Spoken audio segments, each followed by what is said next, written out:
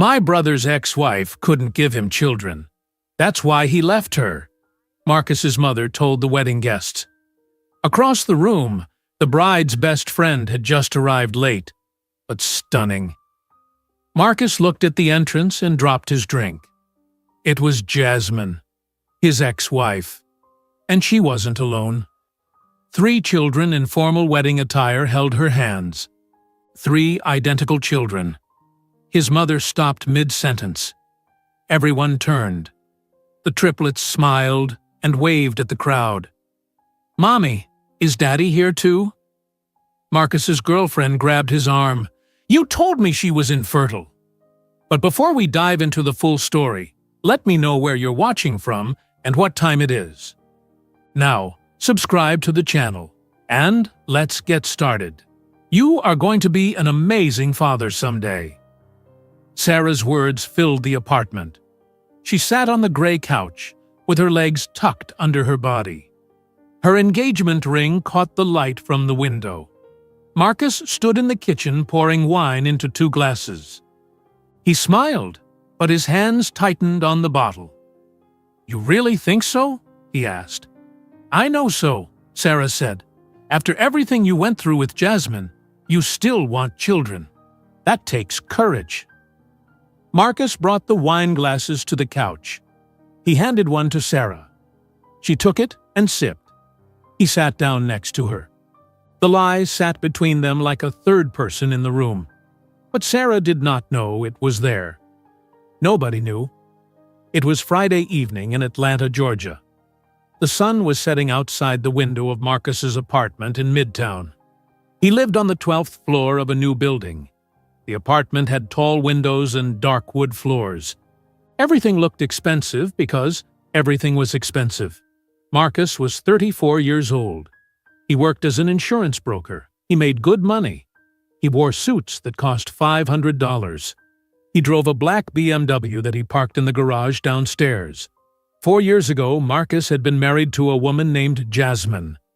They were married for 3 years, then Marcus divorced her. He told everyone a lie about why. He said Jasmine could not have children. He said she was infertile. He said this made him very sad because he wanted to be a father. He said staying married to her was too painful. Everyone believed this story. His mother, Patricia, believed him. His father, Thomas, believed him. His friends believed him. And Sarah believed him. Sarah was 28 years old. She had light brown skin and long, honey blonde hair. She worked as a dental hygienist at a clinic in Buckhead. She met Marcus 3 years ago at a friend's barbecue. Marcus told her about his divorce on their 3rd date. He told her the lie about Jasmine. Sarah felt sorry for him. She thought he was brave. They had been together ever since. 6 months ago, Marcus proposed. Sarah said yes. They planned to get married next spring. "Your brother's wedding is tomorrow," Sarah said. She set her wine glass on the coffee table. "I am so excited. I love weddings." "David will be happy you are coming," Marcus said. "Are you nervous?" Sarah asked. "About what?" "About seeing everyone, all your family together, your parents, your cousins. It is a big event." Marcus shook his head. "No, I am not nervous. It will be good." Sarah smiled. She leaned against his shoulder. "It will be like practice for our wedding. I can see how everything works, the music and the flowers and the food." "Our wedding will be better," Marcus said. Sarah laughed. "Do not let Rebecca hear you say that." Rebecca was David's fiancée. She was marrying Marcus's younger brother tomorrow at the Grand Oaks Hotel in downtown Atlanta. The wedding would be big, 200 guests, white flowers everywhere, a DJ and a dance floor. Marcus had seen the ballroom last week when he dropped off his suit for the fitting. It looked expensive. David worked as an engineer for a construction company. He made good money, too. Not as much as Marcus, but enough. Sarah stood up from the couch. She walked to the closet near the front door. She pulled out a red dress on a hanger. "I brought my dress for tomorrow. I did not want to wrinkle it driving over here." "It looks nice," Marcus said. You have to say that. You are my fiancé. Sarah hung the dress on the bedroom door. She came back to the couch. What time do we need to leave tomorrow? The ceremony starts at 5 o'clock. We should leave here at 4. That gives me time to do my hair and makeup. Sarah picked up her phone from the coffee table. She scrolled through something. Rebecca sent me a message. She said she is so nervous she cannot sleep. David is probably nervous too. Your brother is lucky. Rebecca is beautiful and smart. She works as a teacher, right? Yes. 2nd grade. Just like my mom used to. Sarah smiled. Your mom must love that. Marcus nodded. His mother, Patricia, had been a teacher for 40 years before retiring. She taught 2nd grade at Martin Luther King Jr. Elementary School. She loved children. She loved family. She believed family was the most important thing in the world. When Marcus told her he was divorcing Jasmine, she cried. When he told her why, she cried more. She said she was sorry. She said Marcus deserved to be a father. She said he would find someone else, someone who could give him children. She meant well, but every time she said it, the lie grew bigger. Marcus's phone rang. He looked at the screen. It was his mother calling. He answered. Hi, Mom. Marcus, honey, I just wanted to make sure you and Sarah are coming tomorrow. Of course we are coming. We will be there. Good. Good. Patricia's voice was warm and happy. I am so excited. Both my sons together, David getting married. You, with your beautiful Sarah. I am just so proud of you both. Marcus felt something twist in his chest. Thanks, Mom. You are bringing Sarah, right? I told Aunt Linda about her. Linda wants to meet her. Yes, Sarah is here right now. We are just relaxing before tomorrow. Let me talk to her. Marcus handed the phone to Sarah. My mom wants to say hi. Sarah took the phone. Hello, Patricia. She listened. Thank you. I am excited too. Yes, the red dress. You will love it. She laughed. I will take lots of pictures. I promise. Okay. See you tomorrow. Bye. Sarah handed the phone back to Marcus. Patricia was still on the line. Marcus, you still there? I am here. I am just so happy, Patricia said. Her voice got quieter. After everything you went through with Jasmine, you deserve this. You deserve to be happy. You deserve a family. The twist in Marcus's chest got tighter. Mom, I should go. We need to get dinner. Of course, of course. I will see you tomorrow. I love you. Love you too. Marcus ended the call. He set his phone down. Sarah was watching him. Her face was soft and kind. Your mom is so sweet. Yeah, Marcus said. Can I ask you something? Sarah's voice was careful. About Jasmine. Marcus's body went still. What about her? You do not talk about her much. I know it is painful, but I just want to understand. When did you find out about her not being able to have children? The lie came out smooth. Marcus had told it so many times. She told me after 2 years of marriage. We had been trying. Nothing happened.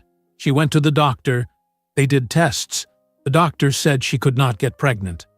Something about her ovaries. I do not remember all the medical words. Sarah reached over and took his hand. That must have been so hard. For both of you. It was, Marcus said. I tried to make it work. I really did. But every time I saw a father with his kid, it hurt. I wanted that so badly. Eventually, I realized I could not live that way. I had to leave.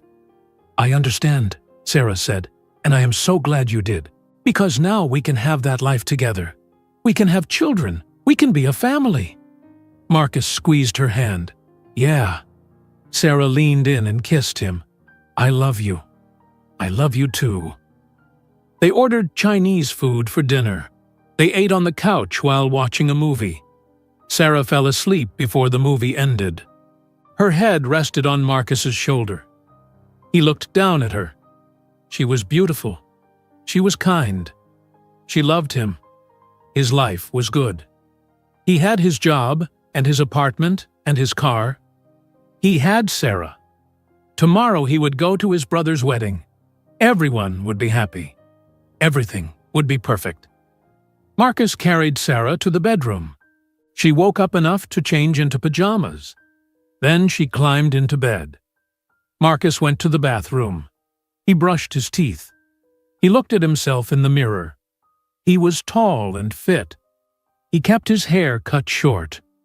He had dark brown skin and thick eyebrows. He looked successful. He looked like a man who had his life together. But in the mirror, for just a second, he saw something else. He saw a liar. He pushed the thought away. He went to bed. Sarah was already asleep. Marcus lay next to her in the dark. Tomorrow was David's wedding. Tomorrow would be a good day. He closed his eyes. He did not know that tomorrow his life would fall apart. He did not know that in less than 24 hours, everyone would know the truth. The lie he told 4 years ago was about to destroy everything. Saturday arrived bright and hot. Marcus woke up at 9 o'clock in the morning. Sarah was already awake. She sat at the kitchen table drinking coffee. Her hair was wrapped in a towel. She had showered while Marcus slept. "Good morning," she said. She smiled at him. "Big day." Marcus poured himself coffee. "How long have you been up?" "Since 7. I could not sleep. I am too excited." Sarah stood up and walked to the bedroom. "I need to start getting ready. The ceremony is at 5, and I want to look perfect." Marcus spent the morning doing nothing. He answered emails on his laptop. He watched television.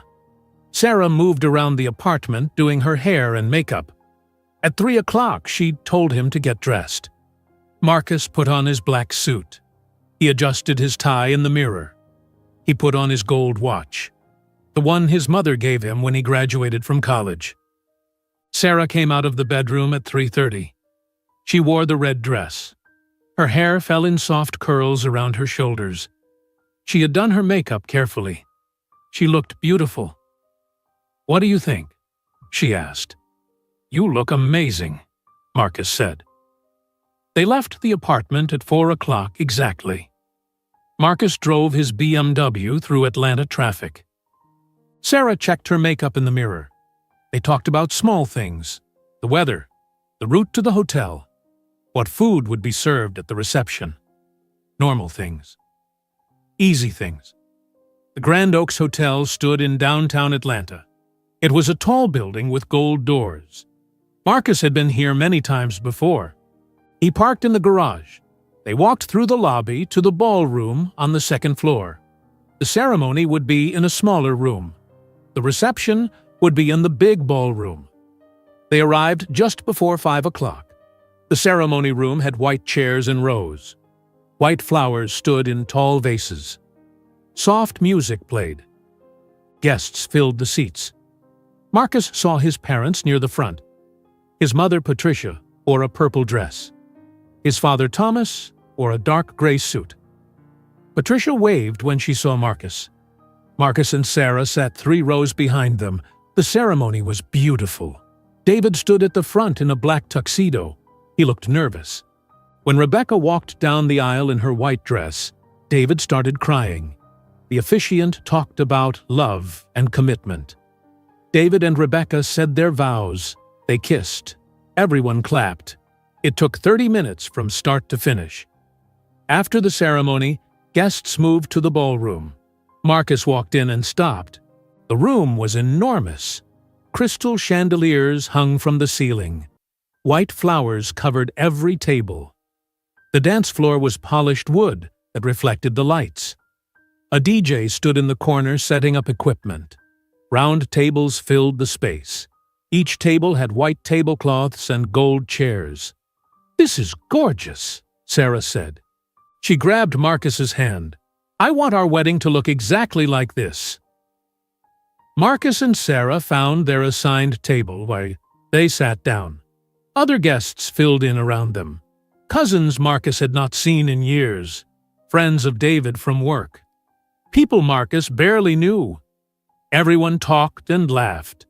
Waiters brought champagne in tall glasses. The DJ started playing music.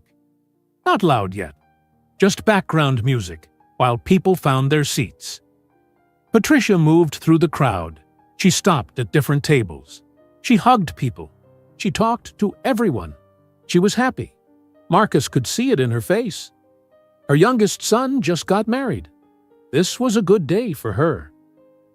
Marcus stood up and walked to the bar. He needed a drink. "Whiskey," he told the bartender. "Neat." The bartender poured the drink. Marcus took it and turned around. His father Thomas stood behind him. "Hey, Dad." Thomas smiled. He shook Marcus's hand. "You'll look good, son. That suit fits you well." "Thanks. You too." "You brought Sarah?" "Yeah, she is at the table. She loves the wedding. She keeps talking about planning ours." Thomas clapped Marcus on the shoulder. "Good. You deserve to be happy. You worked hard. You built a good life." He paused. "After everything with Jasmine, you could have fallen apart. But you did not. You kept going. I am proud of you." The words hit Marcus in the chest. He took a drink of whiskey. "Thanks, Dad." Thomas walked away to get his own drink. Marcus returned to the table. Sarah was talking to a woman sitting next to her. The woman was David's co-worker. Sarah showed her the engagement ring. The woman said it was beautiful. Sarah beamed. Dinner was served at 6 o'clock. Chicken and vegetables and potatoes. The food was good. Marcus ate without tasting it. He drank his whiskey. Then he drank another. Sarah drank wine. Her cheeks turned pink. She was having a good time. David and Rebecca sat at a special table at the front of the room. They looked happy. They kept holding hands. Patricia sat at the same table with Thomas. She kept looking at David like she could not believe he was married now. After dinner, the DJ turned up the music. David and Rebecca had their first dance. Everyone watched. Then other people joined them on the dance floor. Sarah pulled Marcus up. They danced for 2 songs. Sarah laughed and spun around. Marcus tried to smile, but his face felt tight. Patricia was talking to a group of people near the gift table. Marcus could hear her voice carrying across the room. She was telling them something. He moved closer without meaning to. He could hear her words clearly now. "My son Marcus was married before," Patricia said, "but his wife could not have children. It broke his heart. He wanted to be a father so badly. Eventually he had to leave. It was too painful for him." The people nodded. They made sympathetic sounds. One woman said, "That must have been so hard." "It was," Patricia said. "But he is doing better now. He has a lovely girlfriend. They are engaged. Maybe I will get grandchildren after all." Marcus turned away. He walked back to the bar. He ordered another whiskey. The bartender poured it. Marcus drank half of it in one swallow. Sarah appeared next to him. "Are you okay? You seem tense." "I am fine," Marcus said. "Just tired." "Do you want to sit down?" "In a minute." The ballroom was loud now. Music and voices and laughter. 200 people celebrating. Marcus stood near the bar with his whiskey. Sarah stood next to him. The DJ played an upbeat song. People danced and clapped. Then the music continued, but something changed. Conversation started stopping. One by one, like a wave moving through the room, people turned toward the entrance. Marcus noticed the shift. He turned to look. The ballroom doors had opened. A woman walked in. She wore a simple blue dress. She held hands with 3 children, 2 boys in small gray suits, 1 girl in a white dress with flowers. The children looked around the ballroom with wide eyes. They looked at the chandeliers and the flowers and the lights. Marcus's heart stopped beating. He could not breathe. He knew that woman, Jasmine, his ex-wife, and the children. The 3 children. They had dark brown skin. They had thick eyebrows. They had dimpled smiles. They looked exactly like Marcus looked in his own childhood photos. The room became quieter. More people stopped talking. More people turned to stare. The DJ kept playing music, but nobody was dancing anymore. Everyone looked at the woman and the 3 children. One of the boys looked around the ballroom. His eyes were wide and curious. He looked at all the decorations. He looked at all the people in fancy clothes. Then he asked, in a loud, clear voice that carried across the entire ballroom, "Mommy, is Daddy here too?" Sarah's hand grabbed Marcus's arm. Her fingernails dug into his skin through his suit jacket. She turned to look at him. Her face was red. Her eyes were wide. Her mouth opened. She whispered, but her voice sounded loud in Marcus's ears. "You told me she was infertile." Marcus could not speak. His throat had closed. His hands started shaking. The whiskey glass almost slipped from his grip. He stared at the 3 children. 4 years old. They were 4 years old. He knew exactly how old they were, because he knew exactly when Jasmine got pregnant. Patricia heard the boys' question. She had been talking to relatives near the dance floor. She turned around. She saw Jasmine. She saw the 3 children. Her face changed. The smile disappeared. Her mouth fell open. She started walking across the dance floor. Her heels clicked on the wooden floor. Each step was loud. The entire room watched her. Patricia walked up to Jasmine. She stood in front of the 3 children. She stared at them. She looked at each face carefully. The girl, the 2 boys, they all had Marcus's face, his eyes, his eyebrows, his smile. Patricia's hand shook as she reached out. She touched the little girl's cheek gently. The ballroom was almost silent now. Only the music still played. The DJ looked confused. He did not know what was happening. He did not know if he should stop the music. Patricia's voice shook when she spoke. "When were they born?" Jasmine looked at Patricia. Her face was calm. Her voice was steady. "October 14th. Patricia's eyes filled with tears. "What year?" "4 years ago," Jasmine said. "They just turned 4 last October." The little girl tugged on Jasmine's hand. "Mommy, who is this lady?" Patricia made a sound, a sob or a gasp. She pressed her hand to her mouth. The math was simple. 4 years old. Born in October. That meant Jasmine was pregnant during the divorce. Patricia looked at Marcus across the ballroom. He stood frozen near the bar. The DJ finally stopped the music. The silence was complete now. 200 people stood perfectly still. Everyone watched Patricia and Jasmine. Everyone watched the 3 children. Patricia knelt down. She wanted to look at the children at their level. Her purple dress spread on the floor around her. She studied each small face. The little girl had dimples in both cheeks. One of the boys had thick eyebrows and serious eyes. The other boy had a wide smile. They were beautiful children, and they were clearly Marcus's children. Patricia could see her own son in every feature. "How far along were you?" Patricia's voice shook.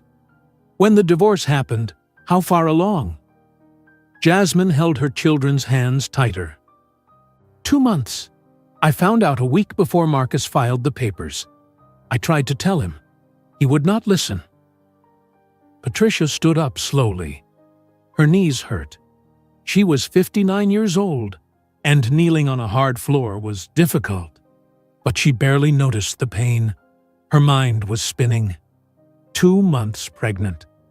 That meant Marcus knew. He had to know. She looked at Jasmine.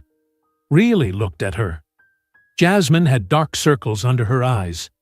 She looked tired. Her blue dress was nice, but not expensive. Her shoes were worn. Patricia noticed these things because she had been a teacher for 40 years. She knew how to see people. "Why did you not tell us?" Patricia asked. "Why did you not tell me you were pregnant? I would have helped you. I would have been there." Jasmine's calm face showed a crack. Pain flashed across her features for just a second. Then it was gone. "I tried to tell Marcus. I called him 23 times. He blocked my number." The room erupted in whispers. People leaned toward each other. They talked quietly. They stared at Marcus. Sarah still had her hand on Marcus's arm. She was not holding him anymore. She was gripping him. Her nails dug into his jacket. Jasmine continued. Her voice stayed steady. "I sent him text messages, dozens of them. He never replied, not once. I drove to his new apartment. I knocked on his door for 15 minutes. He looked through the peephole. I know he did because I heard him. But he never opened the door." Patricia's hand went to her chest. "He would not open the door?" "No, so I sent him a registered letter. The kind you have to sign for. He returned it. Unopened. I tried everything. He shut me out completely." One of the boys pulled on Jasmine's dress. "Mommy, I am hungry." "I know, baby. Just a few more minutes." Patricia looked at the boy. He was small and thin. He looked up at his mother with complete trust. Patricia wanted to pick him up. She wanted to hold all three of them. She wanted to know their names. She wanted to know everything about them. But first, she needed to understand what happened. "You were alone?" Patricia asked. "During the pregnancy?" "My mother was with me, my sister too. But yes, I was alone. The doctors told me I was carrying triplets. 3 babies. I was alone when I heard that news. I cried in the examination room. I did not know how I would manage. 3 babies. By myself." Gasps came from the crowd. Triplets. 3 babies at once. People looked at the 3 children standing quietly next to Jasmine. They were real. This was not a story. This was happening. Patricia turned around. She looked across the ballroom at Marcus. He stood near the bar holding a glass of whiskey. His face was pale. His eyes were wide. He looked terrified. "Marcus!" Patricia's voice was loud. It cut through the whispers. Come here right now." Marcus did not move. Sarah let go of his arm. She stepped away from him. She wrapped her arms around herself. She looked at Marcus like she had never seen him before. Patricia started walking toward Marcus. She crossed the dance floor. Her heels clicked with each step. Thomas appeared next to her. He had been talking to David near the gift table. He heard everything. His face was hard and angry. He walked with his wife. Marcus finally moved. He set down his whiskey glass. He held up his hands. "Mom! Dad! Listen, please! I did not know. I swear, I did not know about the babies." "Do not lie to me," Patricia said. Her voice was sharp. "Do not you dare lie to me right now. Did Jasmine try to tell you she was pregnant?" Marcus's mouth opened, then closed. His hands shook. It was complicated. You do not understand." "Did she try to tell you?" Patricia repeated. "Yes, but yes or no, Marcus? Did she try to tell you that you were going to be a father?" Marcus looked at the floor. "Yes, she tried." The whispers grew louder. Sarah made a choking sound. She put her hand over her mouth. She looked at Jasmine. She looked at the 3 children. Then she looked at Marcus. Her eyes filled with tears. David walked forward. He was still wearing his tuxedo. This was his wedding day. This was supposed to be the happiest day of his life. But his face showed only anger. He walked up to his older brother. He stood close to him. "Tell them the truth, Marcus," David said. His voice was cold. "Tell everyone the truth." Marcus looked at his brother. "David, please, not now." "Yes, now." David turned to face the crowd. He looked at his mother. Jasmine called me 4 years ago, right before the divorce was final. She was crying. She told me she was pregnant. She begged me to make Marcus listen to her. She said he blocked her number. She said he would not talk to her. She asked me to help. Patricia's hand flew to her mouth. You knew? I told Marcus, David said. He looked at his brother with disgust. I went to his apartment. I told him Jasmine was pregnant. I told him he was going to be a father. You know what he said? Marcus shook his head. David, stop! He said he did not care. David's voice got louder. He said he wanted out of the marriage. He said he wanted to be free. He said he did not care if Jasmine was pregnant or not. He was done. The ballroom erupted. People gasped. Some shouted. One woman cursed. Thomas grabbed Marcus's arm. His grip was hard. Is that true? Did you say that? Marcus tried to pull away. I was scared. I was young. I did not know what to do. You abandoned her, Thomas said. His voice was hard. You abandoned your pregnant wife. Sarah stepped forward. She was crying now. Tears ran down her face. Her makeup was smudged. She looked at Marcus with pure betrayal. You told me she was infertile. You said that was why you divorced. You said you wanted children so badly. You said it broke your heart. Sarah, I can explain. You lied to me. For 3 years, you lied to everyone. Sarah's voice broke. She reached down and grabbed her engagement ring. She pulled it off her finger. You are a liar. You are a coward. She threw the ring at Marcus. It hit his chest and bounced off. The ring fell to the floor. The small diamond caught the light from the chandeliers. It sparkled on the dark wood floor. Everyone stared at it. Sarah grabbed her purse from the table. She did not look at Marcus again. She walked toward the ballroom doors. Her red dress moved as she walked. Her heels clicked on the floor. People moved out of her way. They stared at her. They stared at Marcus. The entire room watched. The ballroom doors slammed shut behind Sarah. The sound echoed. Marcus took one step toward the doors. Then he stopped. He did not follow her. His hands hung at his sides. His face was pale and sweating. He knew it was over. Sarah was gone. She would never come back. Marcus looked around the ballroom. Every single person was staring at him.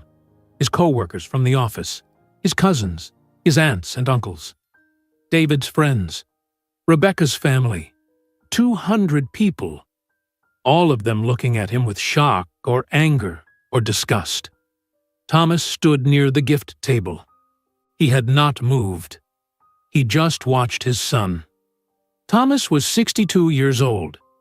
He had been a police officer for 30 years before he retired. He spent his entire career teaching people about right and wrong, about responsibility, about honor. He taught his sons the same things, or he tried to. Thomas shook his head slowly. He looked at Marcus like Marcus was a stranger. Then he turned around.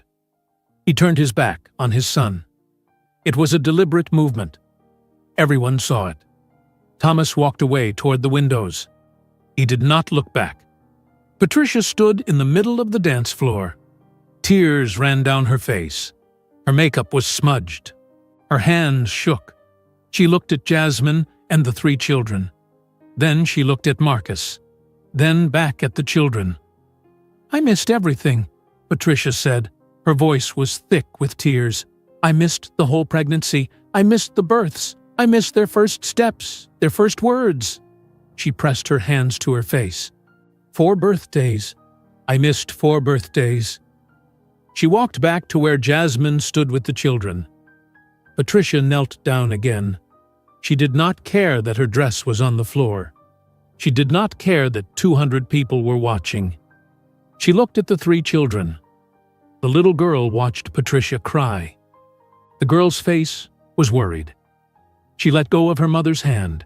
She stepped closer to Patricia. "Don't cry, lady," the girl said softly. Patricia sobbed. She reached out and touched the girl's face gently. The girl did not pull away. She just looked at Patricia with big brown eyes. Marcus's eyes. Patricia cried harder. She could not stop. 4 years. 4 years of this child's life. 4 years of all 3 children's lives. Gone. She would never get those years back. Rebecca walked across the ballroom. She wore her white wedding dress. This was her wedding reception. But none of that mattered right now. She walked to Jasmine. She took Jasmine's hand and squeezed it. Jasmine squeezed back. "I am so sorry," Rebecca whispered. "I did not know this would happen. I just wanted you here. You are my best friend." "I know," Jasmine said. Her voice was still calm. "It is okay. I am okay." Rebecca knelt down next to Patricia. She looked at the 3 children. She had met them before. Jasmine brought them to Rebecca's apartment sometimes. Rebecca knew their names. She knew their personalities. She smiled at them. "Hi, Maya. Hi, Malik. Hi, Mason," Rebecca said. The little girl, Maya, smiled back. "Hi, Miss Rebecca. You look pretty." "Thank you, sweetie." One of the boys pulled on Jasmine's dress again. "Mommy, can we sit down? My feet hurt." Jasmine looked around. Some guests had sat back down at the tables. Others still stood and whispered. The DJ stood in the corner. He did not know what to do. Nobody knew what to do. Jasmine's children were tired. They had been standing for a long time. They were only 4 years old. Malik was the shy one. He stood very close to his mother. He held her hand tightly. Mason was more energetic. He kept looking around the ballroom. He looked at the chandeliers and the flowers. Maya was gentle and quiet. She still stood near Patricia. Patricia wiped her eyes. "What are their names? Please, tell me their names." Jasmine pointed to each child. "This is Maya, this is Malik, and this is Mason." "Maya, Malik, and Mason," Patricia repeated. She said each name carefully. "Those are beautiful names." "Thank you," Jasmine said. "How old are they? I know they are 4. But when exactly?" "When is their birthday?" "October 14th. Patricia started crying again. October 14th was 4 months after the divorce was final. Jasmine had been 2 months pregnant when Marcus left her. She gave birth 7 months later. Alone. Patricia thought about Jasmine in a hospital room, giving birth to 3 babies. Triplets. With no husband, no partner. Patricia should have been there. She was the grandmother. But she did not even know. Thomas walked back across the room. He stood next to Patricia. He looked down at the 3 children. His face was hard, but his eyes were sad. He saw his son Marcus in each small face. These were his grandchildren. He did not know they existed until 10 minutes ago. David stood with his new wife Rebecca. He put his arm around her. This was supposed to be their happy day, their wedding reception. Instead, it had turned into a nightmare. But David was not thinking about that. He was thinking about his brother, about the lies Marcus told, about the family Marcus destroyed. Marcus still stood near the bar. He had not moved. He could not move. He watched his mother kneel on the floor with 3 children. His children. He watched his father stare at them. He watched David hold Rebecca. He watched every guest in the ballroom whisper and point. One of the guests was Marcus's co-worker, a man named Stephen. Stephen pulled out his phone. He held it low, but not low enough. Marcus saw him. Stephen was texting someone, probably telling them what was happening. By tomorrow, everyone would know. Everyone at the office. Everyone in Atlanta. Everyone. Jasmine held Malik's and Mason's hands. Maya stood between Patricia and Rebecca. The children were very well behaved. They did not cry or complain. They just stood quietly. Jasmine had raised them well. She raised them alone in a small apartment in Decatur. She worked as a nurse at Grady Memorial Hospital. Night shifts, hard work. She came home exhausted and took care of 3 children by herself. She never asked Marcus for help. She never asked his family for help. She did it all alone. Patricia looked up at Jasmine. "Where do you live?" "Decatur, near the hospital." "You work at Grady?" "Yes, I am a nurse." "You work and take care of 3 children by yourself?" "My mother helps. She watches them when I work nights. My sister helps too, sometimes." Patricia's face crumpled. "You should not have had to do it alone. I should have been there. If I had known." Her voice broke. "If I had known, I would have been there. For the birth, for everything." "I know," Jasmine said softly. Patricia stood up slowly. Her knees hurt. Her whole body hurt. But the pain in her chest was worse. She turned around. She looked across the ballroom at Marcus. Her son. Her firstborn. The boy she raised. The boy she taught to be honest and kind. The boy she thought she knew. Patricia walked toward Marcus. Each step was deliberate. The room went silent again.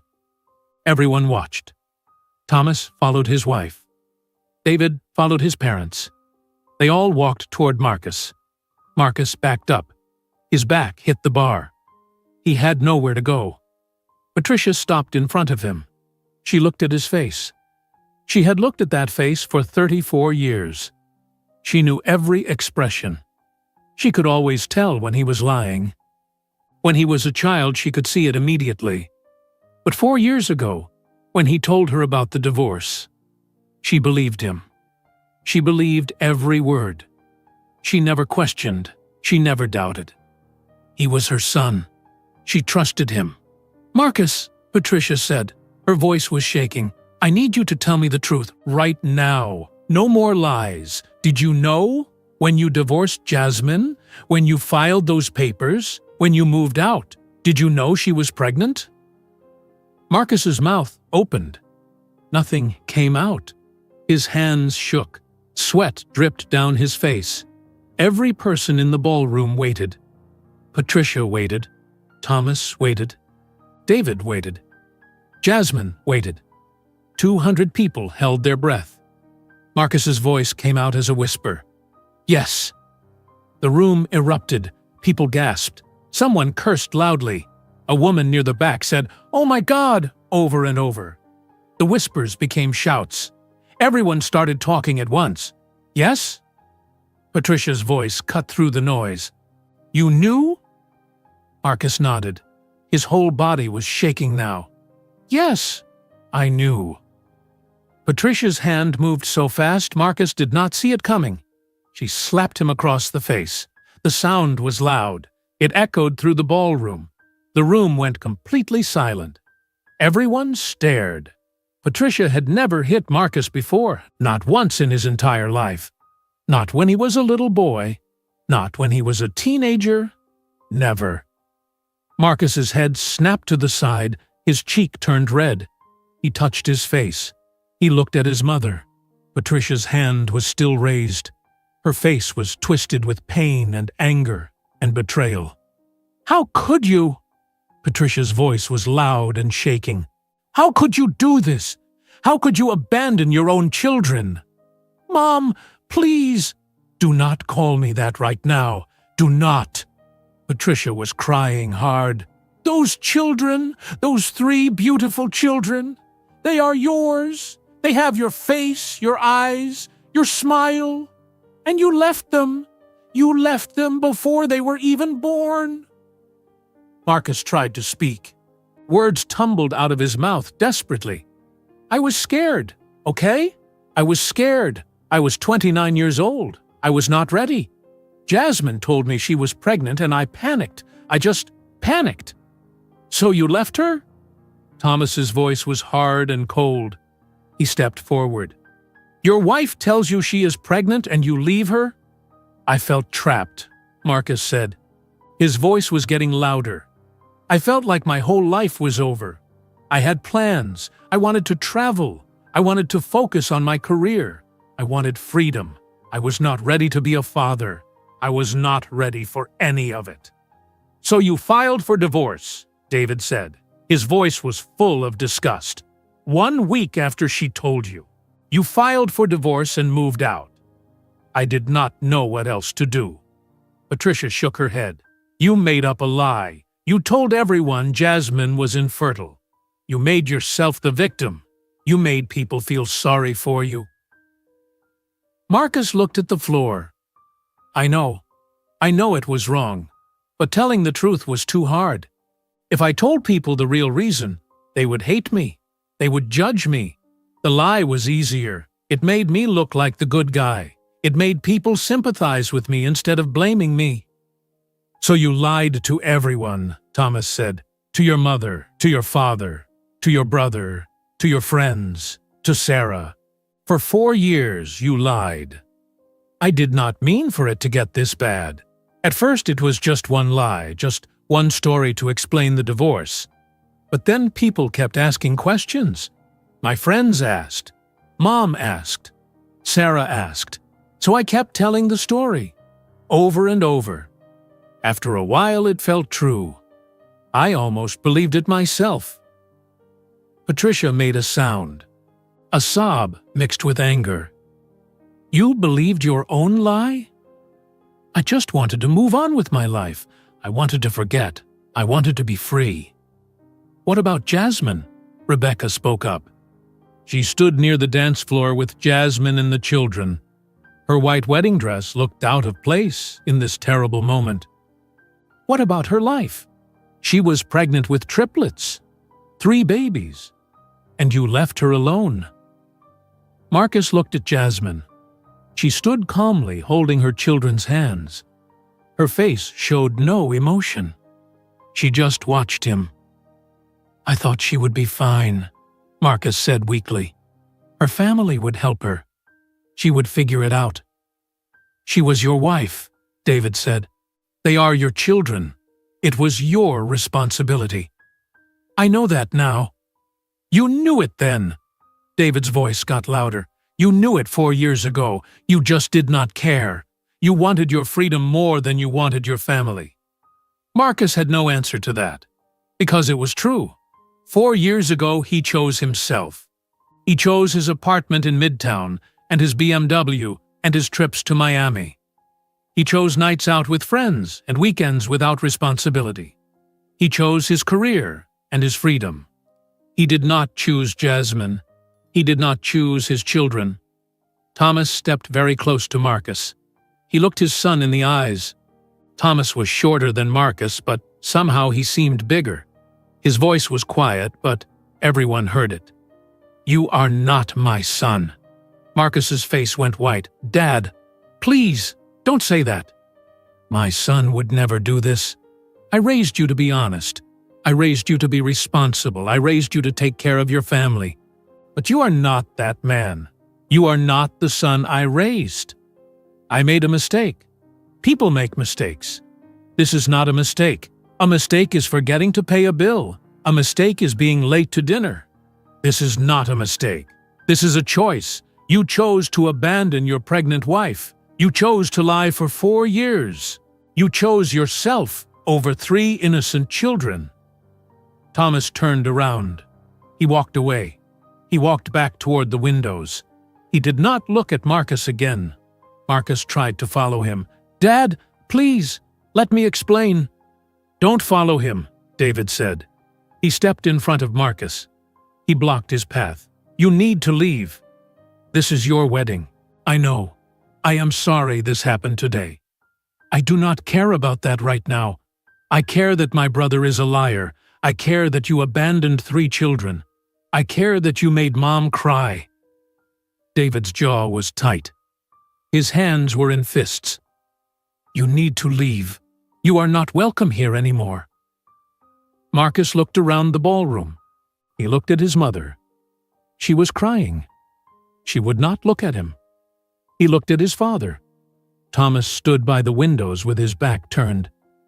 He looked at David, his younger brother, his little brother who used to look up to him. Now David looked at him with pure disgust. He looked at the wedding guests. Every single face showed anger or disappointment or shock. Marcus looked at Jasmine.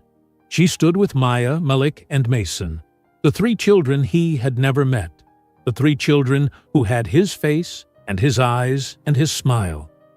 They were 4 years old. They had lived 4 years without him.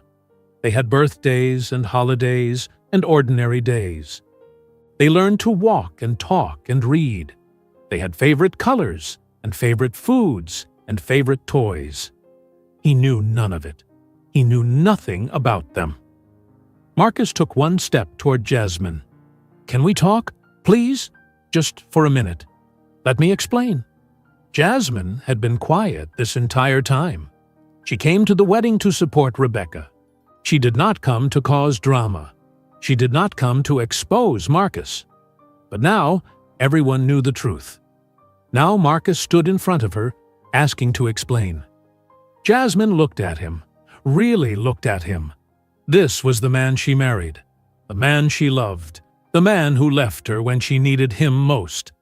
When Jasmine spoke, her voice was cold. It was hard and cold and empty. "You had 4 years to explain." Marcus opened his mouth. Jasmine held up her hand. She was not done. 4 years, to be honest. 4 years to be a father. You chose to lie instead. You chose yourself. These children do not know you. They do not need you. We are fine without you. Marcus had nothing to say to that. No words came. His mouth opened, but no sound came out. Jasmine was right. He had 4 years. 4 years to tell the truth. 4 years to be a man. 4 years to be a father. He chose to lie instead. He chose to hide. He chose to pretend his children did not exist. He looked at Maya. She was holding her mother's hand. She had pigtails with white ribbons. She wore a white dress with small flowers on it. She looked at Marcus with curious eyes. She did not know who he was. He was just a stranger at a party. Marcus looked at Malik. The shy boy stood very close to Jasmine. He held her hand tightly. He had serious eyes and thick eyebrows. Marcus's eyebrows. Marcus looked at Mason, the energetic boy who kept looking around the ballroom at everything. Mason had Marcus's smile, his dimples. They were his children, but they were not his. They belonged to Jasmine. She raised them. She fed them and clothed them and loved them. She was there for every scraped knee and every nightmare. She was there for every laugh and every tear. Marcus was nowhere. Marcus was in Miami drinking on beaches. Marcus was in New York eating expensive dinners. Marcus was posting photos on social media, pretending his life was perfect. Marcus looked around the ballroom one more time. He looked at each face. His mother would not look at him. She stood crying, with her hands over her face. His father still had his back turned. David stared at him with disgust. Rebecca held Jasmine's arm. The wedding guests whispered and pointed. 200 people. 200 witnesses to his shame. Marcus turned toward the door. He walked slowly. His feet felt heavy. Each step was hard. He walked past tables decorated with white flowers. He walked past the dance floor where people had been dancing an hour ago. He walked past the DJ who stood frozen in the corner. Nobody tried to stop him. Nobody said goodbye. Nobody said anything. He reached the ballroom doors. He pushed them open. The doors closed behind him with a soft click. The hallway was quiet. Marcus could hear the muffled voices from inside the ballroom. He walked down the hallway. He walked through the hotel lobby. The man at the front desk looked at him. Marcus kept walking. He walked outside into the hot June night. The parking garage was across the street. Marcus walked to his BMW. He unlocked it and got inside. He sat in the driver's seat. He did not start the car. He just sat there. The leather seats were cool from the air conditioning he left running earlier. His hands rested on the steering wheel. He stared straight ahead at the concrete wall. Inside the ballroom, the silence continued for a long moment. Then Rebecca moved. She walked across the dance floor. Her white dress trailed behind her. She walked to Jasmine. She took Jasmine's hand. Then she knelt down in front of the three children. She smiled at them. "Maya, Malik, Mason," Rebecca said warmly. "I am so glad you came to my wedding." Maya smiled back. "Your dress is so pretty." "Thank you, sweetie." Rebecca stood up. She still held Jasmine's hand.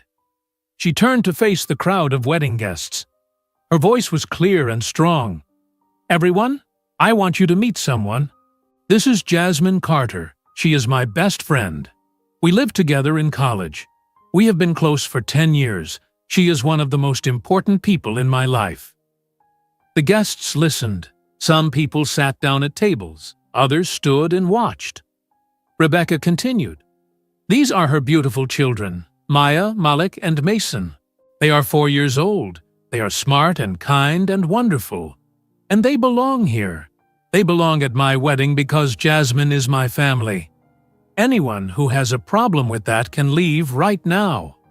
The ballroom was silent for 3 seconds. Then someone started clapping. It was one of Rebecca's cousins near the back. Then someone else clapped. Then more people. Soon, the entire room was clapping. People stood up. They clapped louder. Some people smiled at Jasmine. Some people waved at the children. David walked to his new wife. He put his arm around her. He looked at Jasmine and the children. "They are welcome here. Absolutely welcome." Patricia wiped her eyes. She walked to Jasmine. She stood in front of her. "I am so sorry. I am so sorry I was not there. I am so sorry I did not know. Can you forgive me?" Jasmine's calm face softened. "You did not know. It is not your fault. But I should have known. I should have tried to contact you after the divorce. I should have checked on you. Instead, I believed Marcus's lies. I am so sorry." "It is okay," Jasmine said quietly. Patricia looked down at the three children. "Can I talk to them? Can I get to know them?" Jasmine hesitated. Patricia saw the hesitation. She understood it. Why would Jasmine trust Marcus's family? They did not help her. They did not even know about the children. But then Jasmine nodded slowly. "Okay?" Patricia knelt down again. Her knees hurt, but she did not care. She smiled at the children. "Hi, my name is Patricia. I am Marcus's mother." The children looked confused. Malik whispered to his mother, "Who is Marcus?" Jasmine's face did not change. She looked at Patricia. That one question said everything. Who is Marcus? Her children did not even know their father's name. Jasmine answered her son. "Marcus is someone we used to know, baby." Patricia's eyes filled with fresh tears, but she tried to smile. "What are your names? I want to know your names." The little girl spoke first. She was braver than her brothers. "I am Maya." "Maya, that is a beautiful name." One of the boys spoke next, the shy one. "I am Malik." "Malik, I love that name." The other boy, the one who kept looking around, spoke last. "I am Mason. I like trucks." Patricia laughed through her tears. "You like trucks? What kind of trucks?" "Fire trucks, and garbage trucks, and monster trucks. Those are the best kinds." Thomas walked over slowly. He stood behind Patricia. He looked down at the three children. His grandchildren. He did not know what to say. He spent 30 years as a police officer. He dealt with criminals and liars and terrible people. But this was different. This was his own son, his own family. These were innocent children who did nothing wrong. Patricia stood up. She looked at her husband. Thomas, these are our grandchildren." Thomas nodded. He could not speak yet. His throat was tight. He looked at Malik. Malik was holding a small book. Someone must have given it to him earlier. Thomas cleared his throat. "Is that a good book?" Malik looked up at him. He nodded shyly. "What is it about?" "Animals. It has bears and wolves and eagles." "Can I see it?" Malik held out the book. Thomas took it carefully. He opened it to the first page. "Would you like me to read it to you?" Malik looked at his mother. Jasmine nodded. Malik looked back at Thomas. "Okay." There were chairs near the wall. Thomas walked to them. Malik followed him. They sat down next to each other. Thomas opened the book. He started reading in a quiet voice. Malik listened carefully. His serious little face was focused on the pictures. Rebecca gestured to the DJ. He looked relieved to have something to do. He started playing music again. Soft music at first. Background music. People started talking again. The energy in the room began to shift. It was still strange, still tense. But life was moving forward. David walked to Jasmine. "Thank you for coming. I know this is not what you expected." "I came for Rebecca," Jasmine said. "She is my best friend. I wanted to support her." "I am glad you did." David paused. "I am sorry about Marcus. I am sorry for everything he did. It is not your fault. He is my brother. I wish I had done more 4 years ago. I wish I had tried harder to make him listen. You told him I was pregnant. That is all you could do. The rest was his choice." David nodded. He looked at Maya and Mason. "Your kids are beautiful." "Thank you." Outside in the parking garage, Marcus sat in his BMW. He could see the ballroom through the windows. The lights were on. People were moving around inside.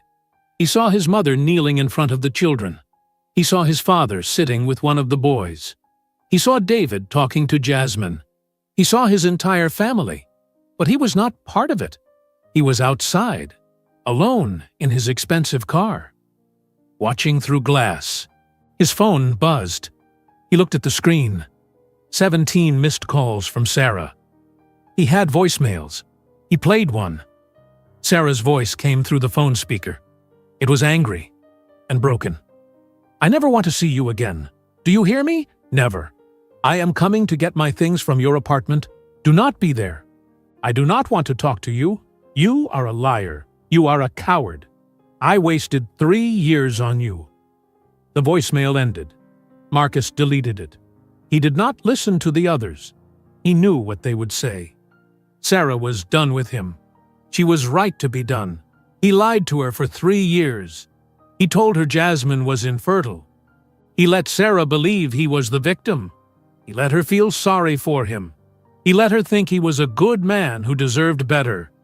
But he was not a good man. He was a liar.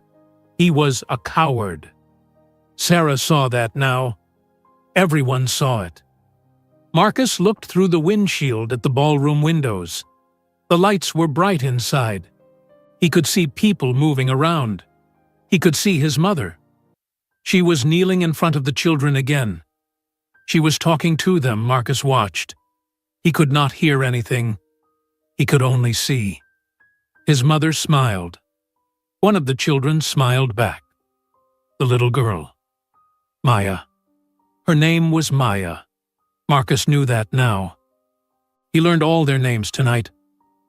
Maya, Malik, Mason, his children who did not know him.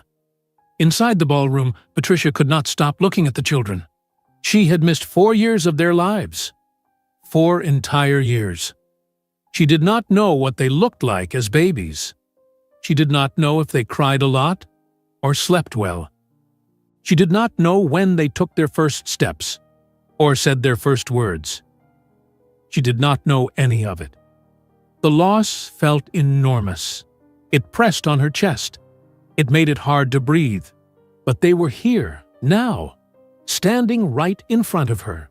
Real children with real faces and real voices. Patricia wanted to know everything about them. She wanted to memorize every detail. She was afraid they would disappear. She was afraid Jasmine would take them away and never come back. Patricia approached Jasmine carefully. "May I talk to them? May I ask them questions?" Jasmine looked at Patricia for a long moment. Patricia saw the hesitation in her eyes. Jasmine had every right to say no.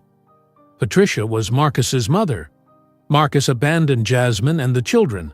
Why would Jasmine trust his family? But then Jasmine nodded slowly. "Okay, you can talk to them." Patricia felt relief wash over her. She smiled. "Thank you." Patricia knelt down in front of the three children. She wanted to be at their eye level. She wanted them to feel comfortable with her. "Hi," she said softly. "I already know your names, but I want to know more about you. Is that okay?" Maya nodded. She was the bravest one. "Okay." "How old are you?" "4," Maya said. She held up 4 fingers. 4 years old. "That is a wonderful age. When is your birthday?" "October 14th, all 3 children said at the same time. Then they laughed. It was clearly something they did often. Say things at the same time and laugh about it. Patricia laughed too, but tears filled her eyes at the same time. October 14th. They would be 5 years old in 4 months. 5 years old. She had missed almost 5 years. "What do you like to do? What are your favorite things?" Maya spoke first. "I like to draw. I draw pictures of flowers and houses and people." "That sounds beautiful. What do you draw with? Crayons?" "Crayons and markers. Sometimes colored pencils." Patricia looked at Malik.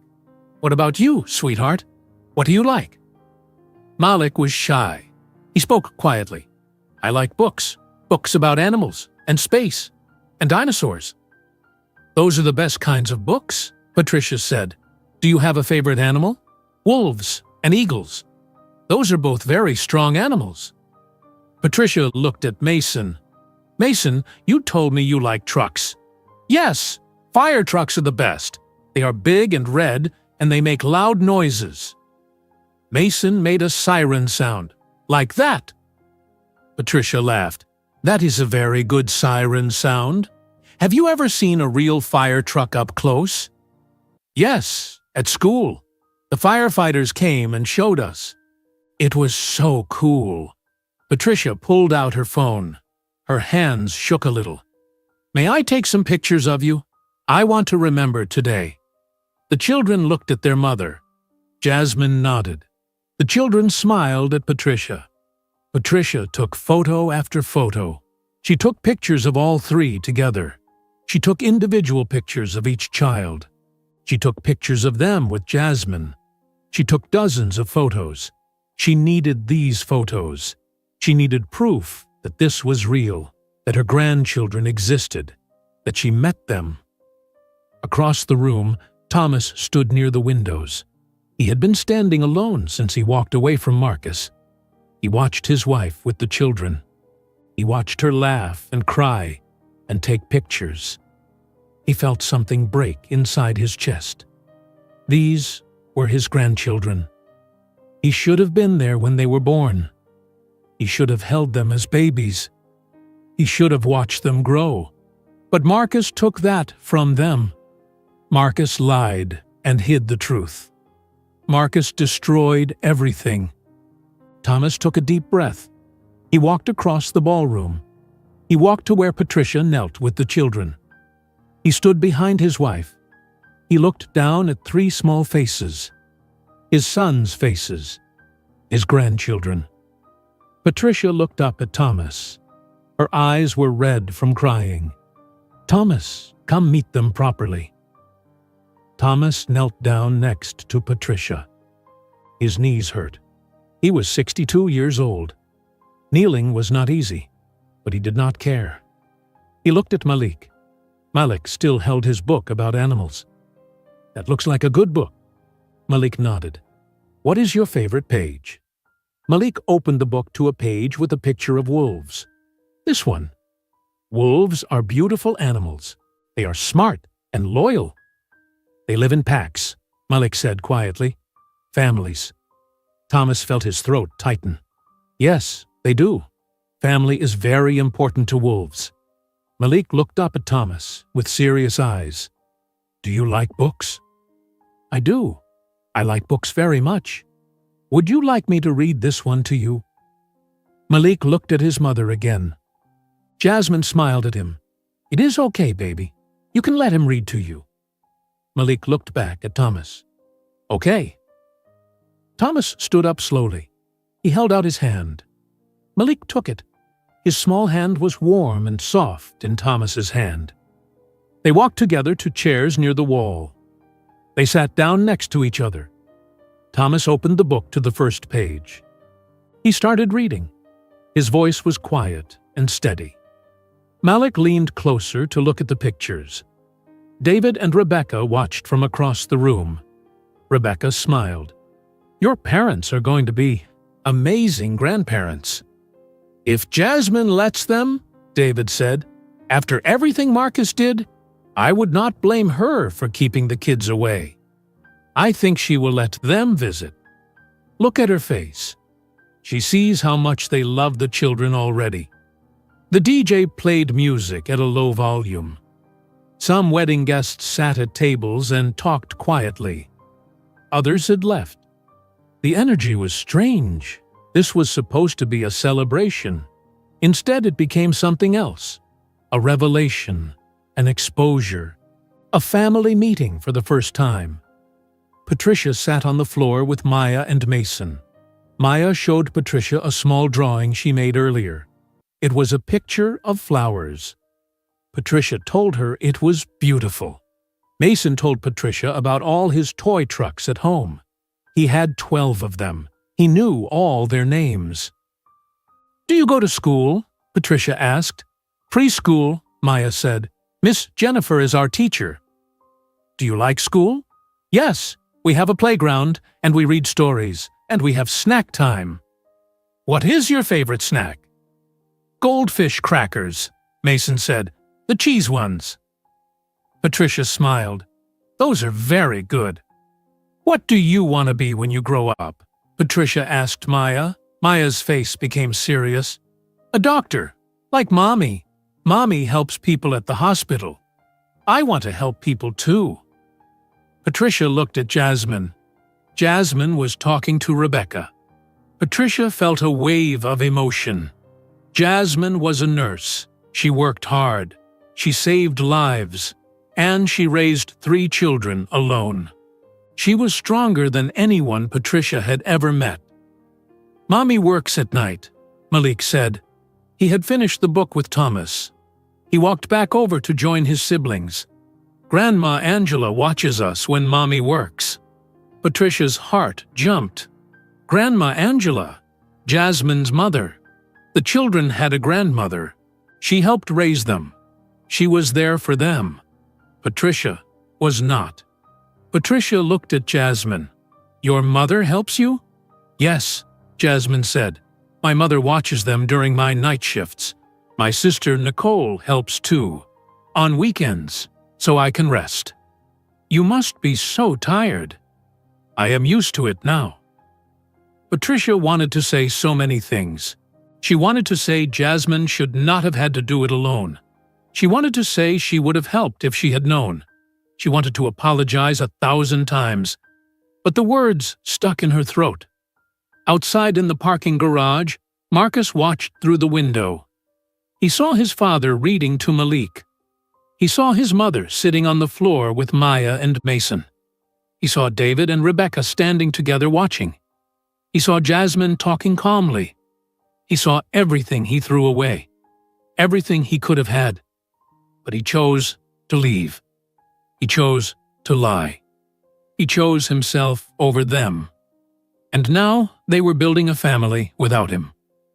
Marcus started the car. The engine came to life. But he did not drive away. He could not. He sat there with the engine running. The air conditioning blew cold air on his face. He kept watching the ballroom windows. The party was continuing without him. His brother's wedding reception. His family was inside. His children were inside. But Marcus was out here, alone in his car in a dark parking garage. His phone buzzed again. Another call from Sarah. Marcus rejected it. The phone buzzed immediately with a text message. He looked at the screen. "I am coming tomorrow at noon to get my things. Do not be there." Marcus set the phone down. Sarah would come to his apartment tomorrow. She would take her clothes and her books and her toothbrush. She would take back the piece of his life she occupied. Then she would be gone. Forever. She would tell all her friends what happened. She would tell her co-workers. She would tell everyone that Marcus was a liar, that he had 3 children he abandoned, that he lied about everything. By Monday, everyone would know. Marcus thought about work, his office in downtown Atlanta, his co-workers who saw him as successful. They would hear the story. Someone at the wedding would tell someone else. The story would spread. By Monday morning, everyone at the office would know. They would look at him differently. They would whisper when he walked past. They would stop inviting him to lunch. His career would not end, but it would change. Everything would change. Marcus looked at his life, his nice apartment, his BMW, his expensive suits, his weekend trips, his social media photos. For 4 years he built this life. He built it on freedom, on the choice to walk away, on the lie that made walking away acceptable. People believed the lie. They felt sorry for him. They thought he was brave. But he was not brave, he was a coward. He ran away from responsibility. He ran away from fatherhood. He ran away from Jasmine when she needed him most. He thought about the night Jasmine told him she was pregnant. They were in their apartment, a small apartment in Decatur. Jasmine made dinner. She was nervous. He could see it in her face. After dinner, she told him, "I am pregnant." 3 words. Marcus felt panic immediately. Not joy, not excitement, just panic. He felt trapped. He felt his life closing in. He did not want a baby. He was 29 years old. He had plans. He wanted to travel. He wanted to focus on his career. A baby would ruin everything. So he left. 1 week later, he filed for divorce. He moved out. He rented a new apartment in Midtown. He blocked Jasmine's number. He refused to answer her calls. He sent back her letters. He shut her out completely. And when people asked why he divorced, he made up the lie. "She cannot have children." It broke my heart. The lie worked perfectly. People believed it. They felt sorry for him. They did not judge him. They supported him. Inside the ballroom, Patricia asked Jasmine more questions. She wanted to know everything about her grandchildren's lives. "Where do you live? Where do the children go to school?" "We live in Decatur," Jasmine said, "in a small apartment near Grady Hospital where I work. The children go to Little Steps Preschool. It is 2 blocks from our apartment." "Do they like it there?" "Yes, they have friends. Miss Jennifer is very kind to them." "What do they do for fun? What do they like to do?" "Maya draws constantly. I buy her coloring books and art supplies. Malik reads. I take them to the library every week. Mason loves trucks. He has a collection of toy trucks. They are his favorite thing." Patricia listened to every word. She tried to imagine their lives. The small apartment in Decatur. The 3 children playing with toys. Jasmine working night shifts at the hospital. Coming home tired. Making breakfast. Taking the children to preschool. Picking them up. Making dinner. Giving baths. Reading bedtime stories. Doing it all alone. Every single day. For 4 years. "You did all this by yourself," Patricia said. It was not a question. It was a statement. A recognition. My mother helped. She watches them when I work nights.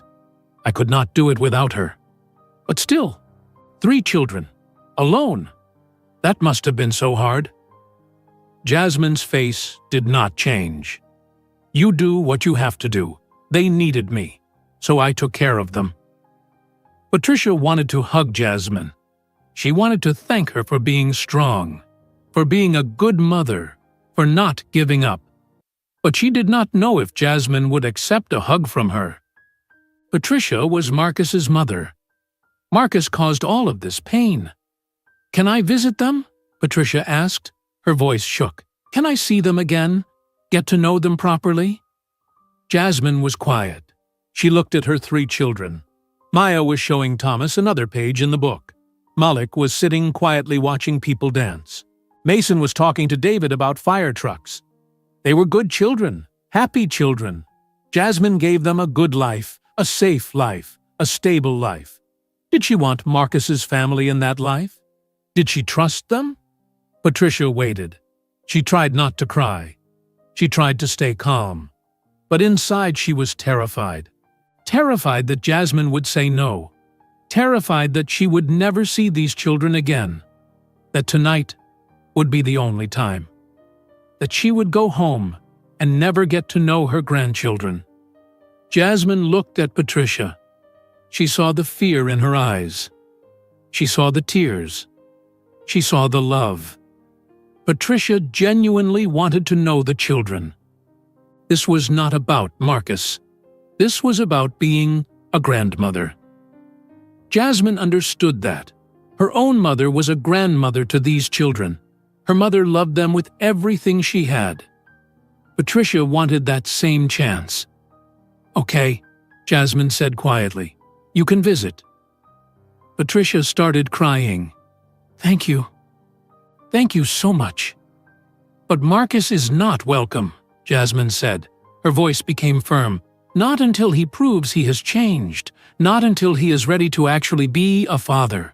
Not until he puts them first instead of himself." "I understand," Patricia said quickly. "I completely understand. He will not come, I promise. Just let me know them, please. Let me be their grandmother." Jasmine pulled a napkin from a nearby table. She took a pen from her purse. She wrote her phone number on the napkin. Her handwriting was neat and small. She handed it to Patricia. "Call me next week. We can arrange something." Patricia took the napkin carefully. She held it like it was precious, like it was the most important thing she had ever held. "Thank you. Thank you so much. You do not know what this means to me." "They should know their grandparents," Jasmine said. "They should know their uncle. But they need stability. They need to know the people in their lives will stay, that they can trust them." "I will stay," Patricia said. "I promise. I will be there. For every birthday, every holiday, every moment I can. I will make up for the 4 years I missed. I will be the best grandmother I can be." Thomas walked over. He had finished reading to Maya. Maya was now playing with Rebecca.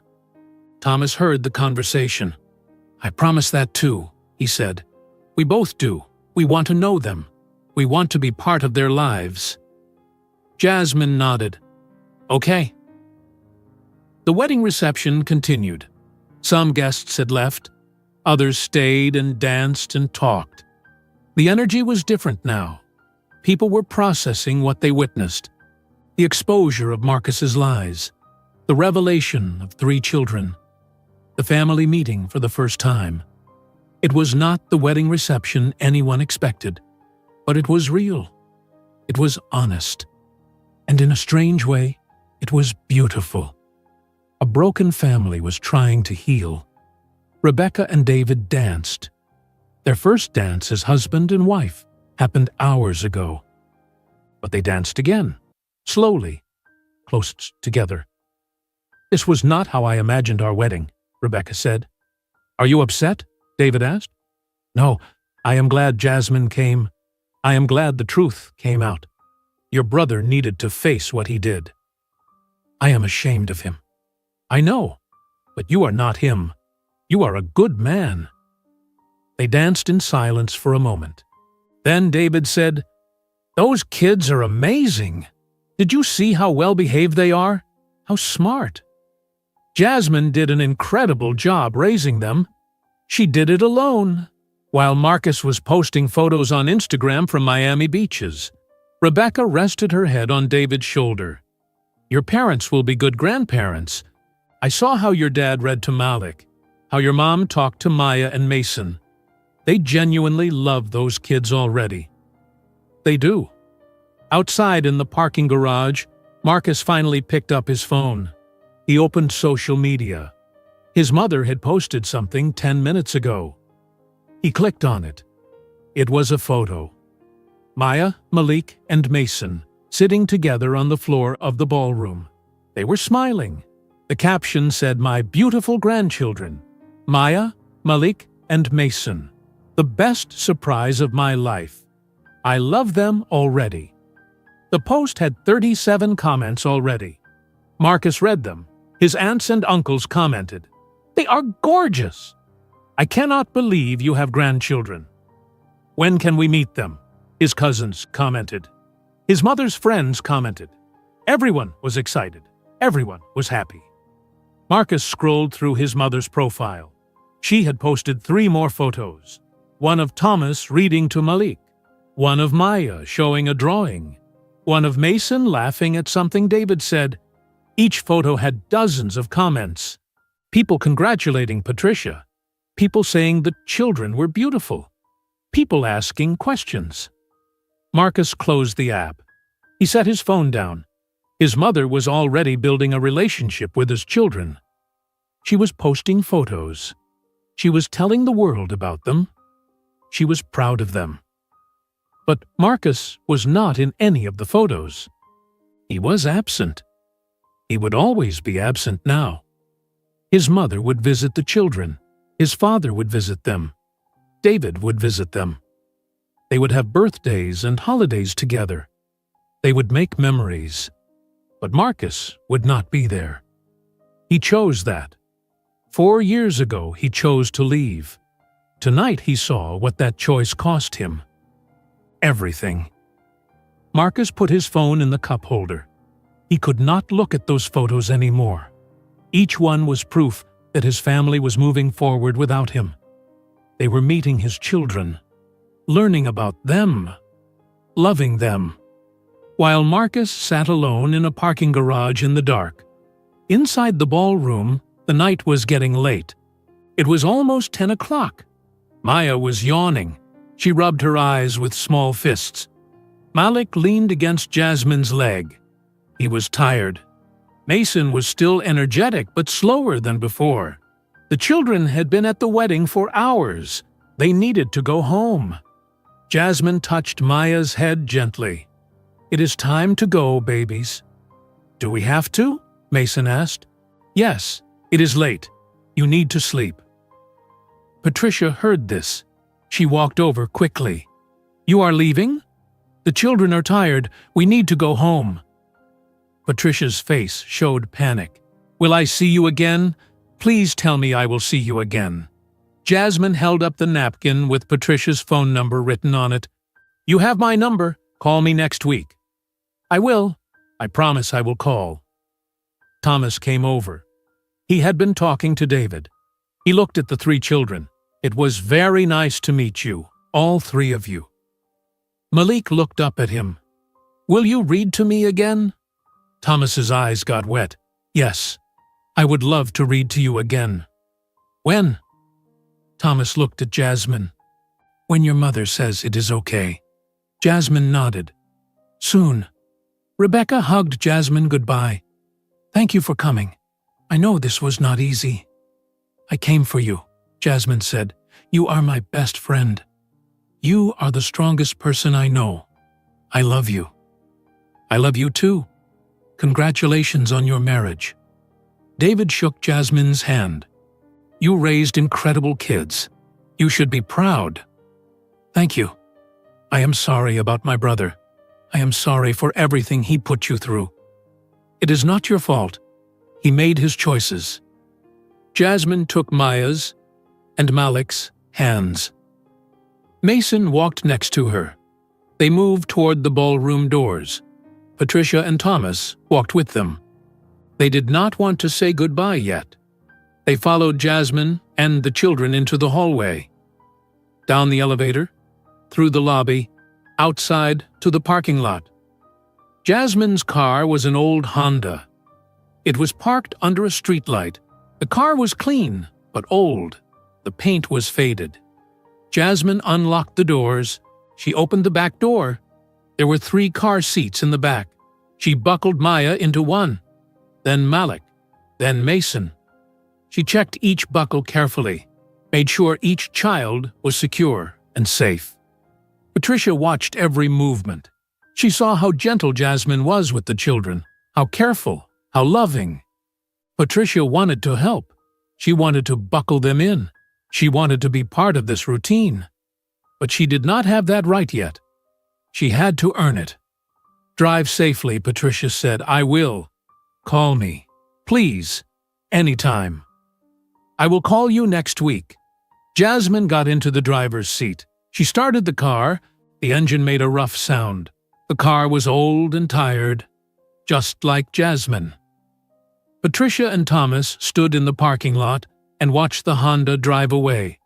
The taillights got smaller and smaller. Then they were gone. Patricia started crying again. Thomas put his arm around her. "It is okay. She said we can visit." "I know, but I wanted them to stay longer. I wanted to talk to them more. I wanted to know everything about them." "We will.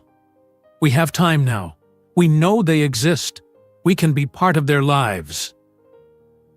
They walked back inside the hotel, back up to the ballroom. Most of the guests had left. Only a few people remained. David and Rebecca were saying goodbye to Rebecca's parents. The DJ was packing up his equipment. Waiters were cleaning tables. Patricia and Thomas sat down at an empty table. They were exhausted, emotionally exhausted. Patricia pulled out her phone. She looked at all the photos she took. Photos of Maya, Malik, and Mason. She showed them to Thomas.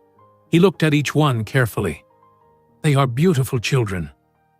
"They have your eyes," Patricia said. "Well, Marcus's eyes, but he got them from you. They have your smile." Patricia wiped her tears. "We missed everything.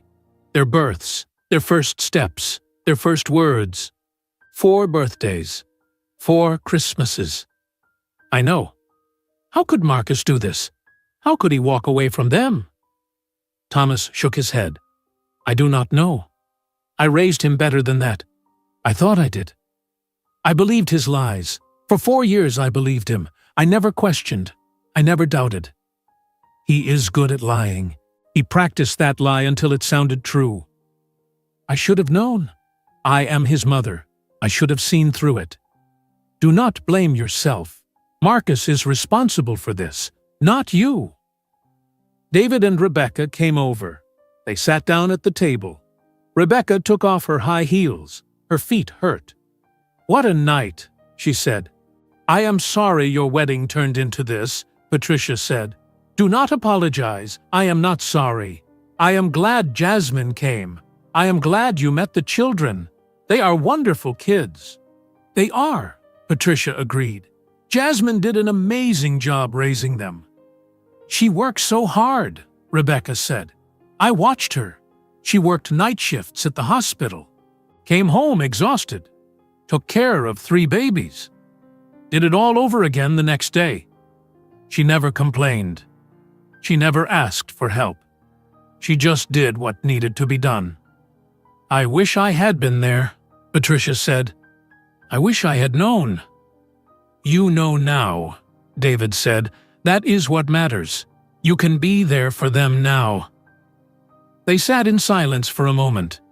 Then Thomas spoke. "What about Marcus?" Everyone looked at him. "What about him?" Thomas continued. "What do we do about Marcus?" "Nothing," David said. His voice was hard. "We do nothing. He made his choices. He has to live with the consequences. He is still my son. He is still my brother, but I do not want to talk to him right now. Maybe not ever." Patricia said nothing. She did not know what she felt about Marcus. She was angry. She was disappointed. She was heartbroken. But he was still her son. She still loved him. Even though he did something terrible, even though he lied to her, even though he abandoned his own children, she still loved him. But she did not like him. Not right now. 3 weeks passed.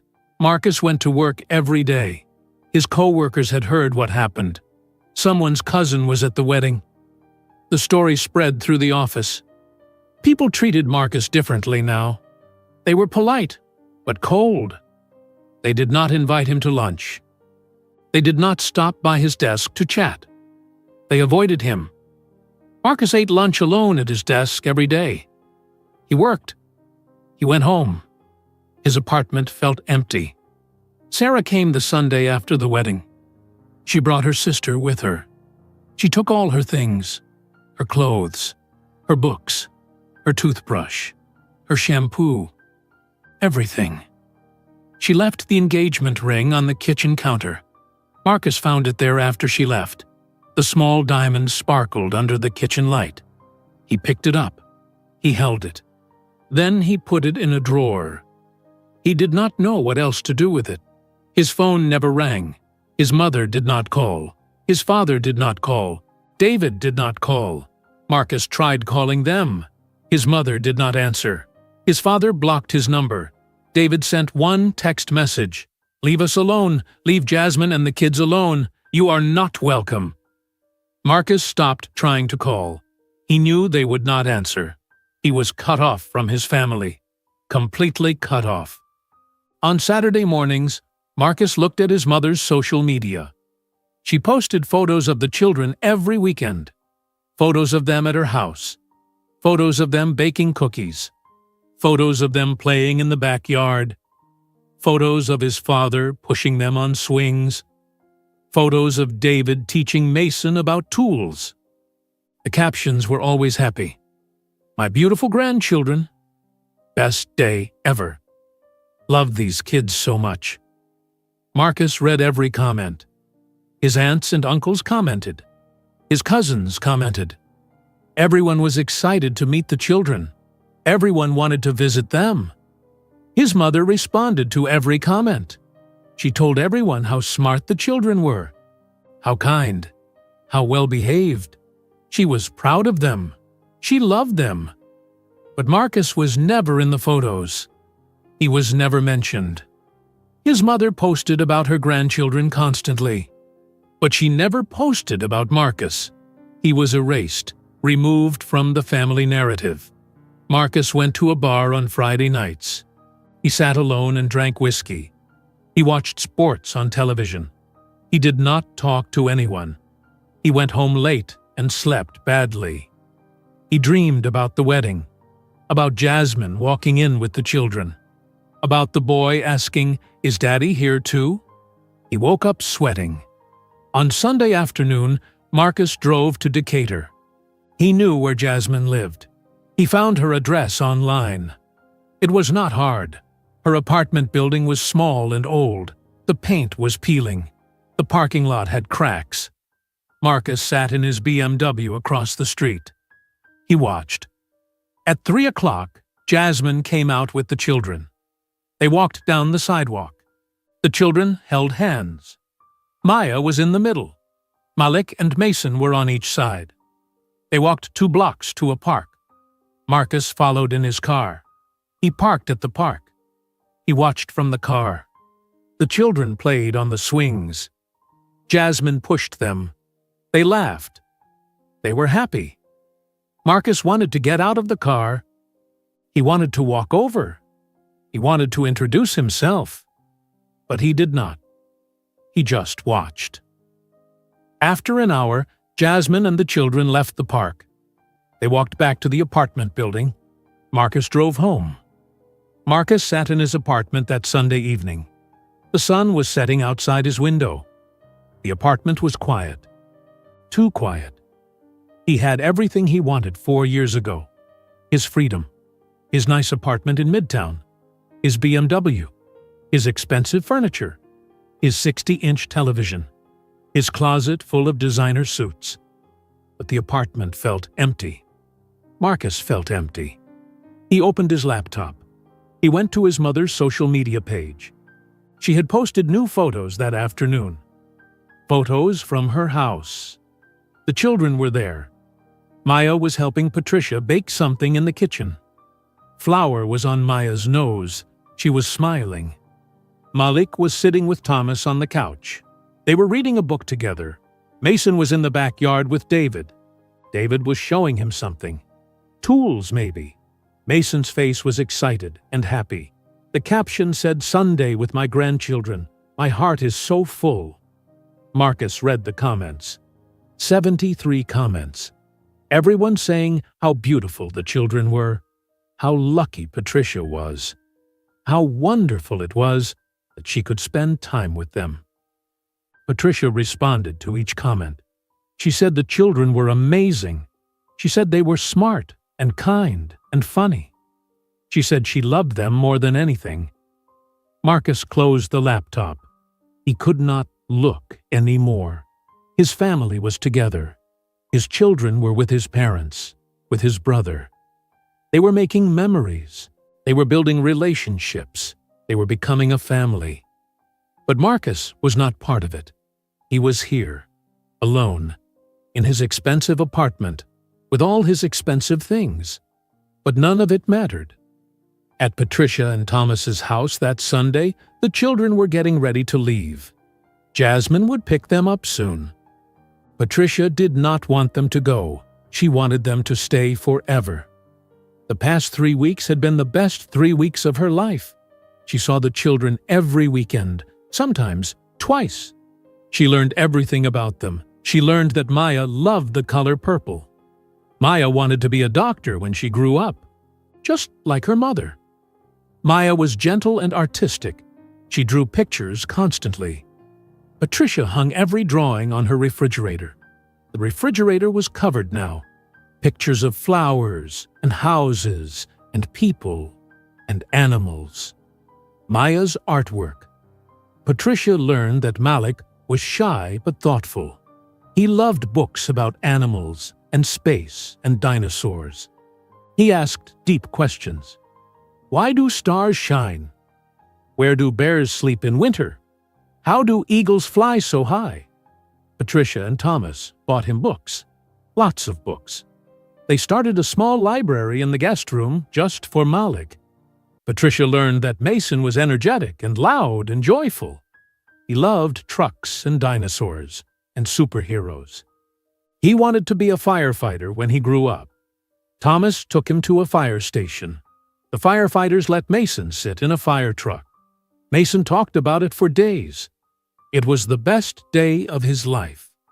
Patricia learned that all 3 children loved macaroni and cheese. They loved chicken nuggets.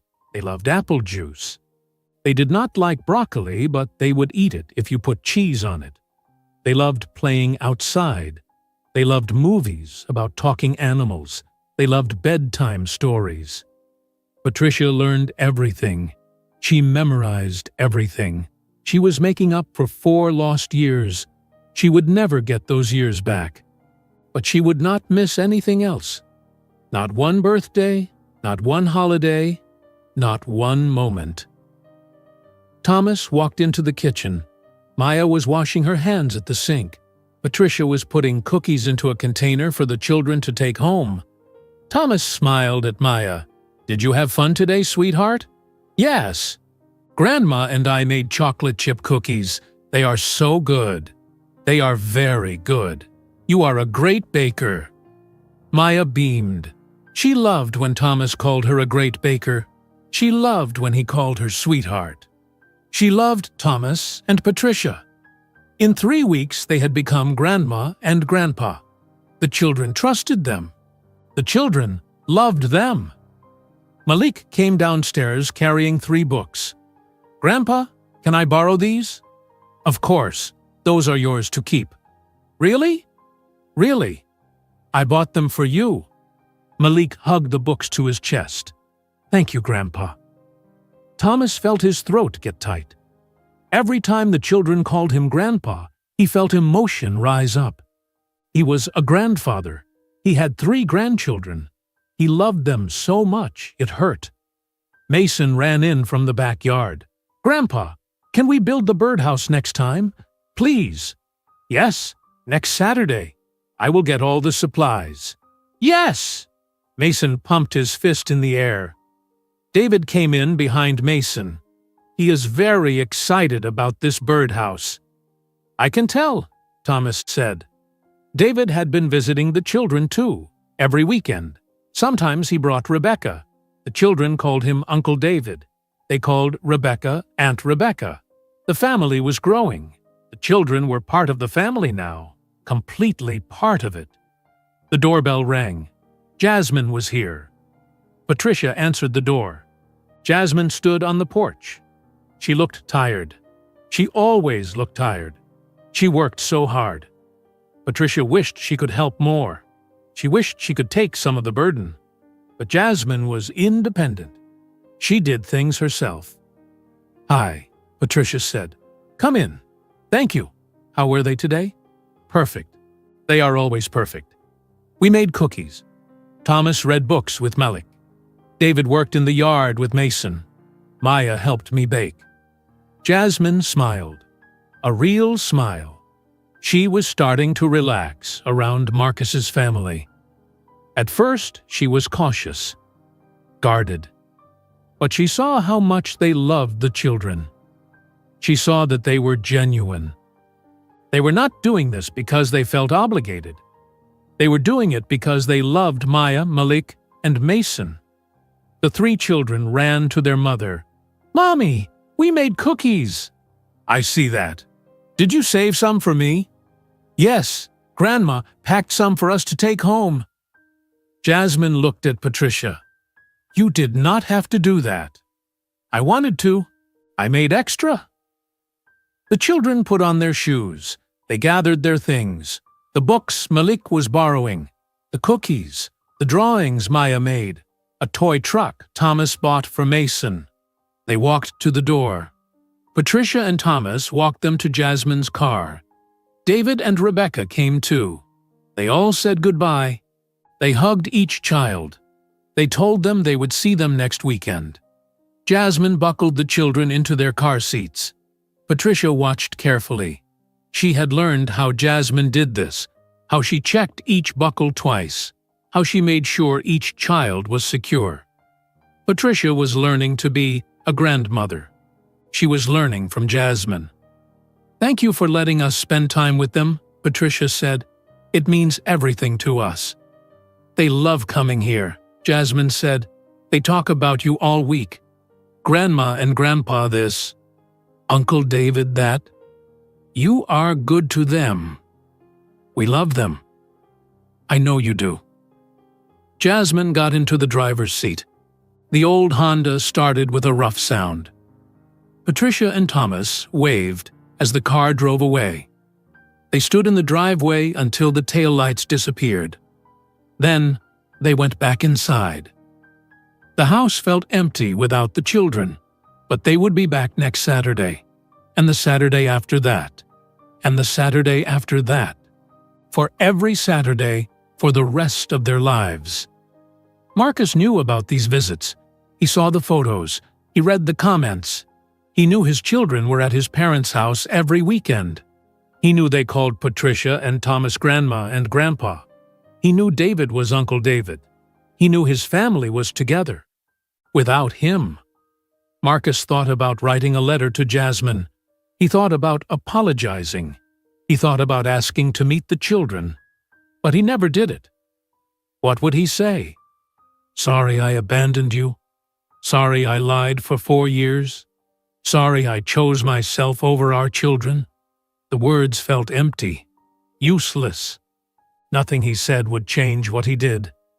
Marcus went to work Monday morning. He sat at his desk. He answered emails. He made phone calls. He closed deals. He was good at his job. He made money. But work did not make him happy. Nothing made him happy. At lunch, Marcus sat alone at his desk. He ate a sandwich. He looked out the window at downtown Atlanta. He had everything he thought he wanted. But he was wrong about what he wanted. He wanted freedom. He got freedom. But freedom without family was just loneliness. He wanted success. He got success.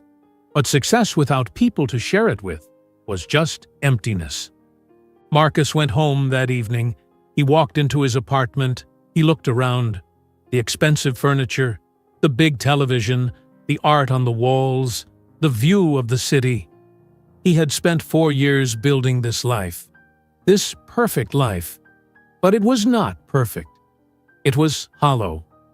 He walked to his bedroom. He looked at himself in the mirror. He saw a 34-year-old man in an expensive suit. He saw a successful insurance broker. He saw someone who looked like he had everything. But looks were lies, just like the lie Marcus told 4 years ago. The lie that destroyed everything. Marcus sat on his bed. He thought about his children. Maya with her drawings and her gentle smile. Malik with his serious eyes and his love of books.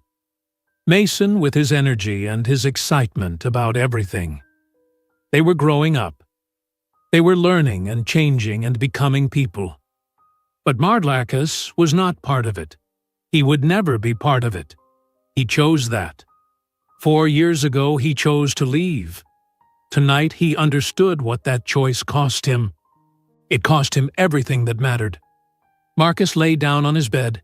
He stared at the ceiling. Tomorrow, he would wake up. He would go to work. He would come home. He would do it all again. And again. And again. This was his life now. This was the life he chose. Freedom and success and expensive things.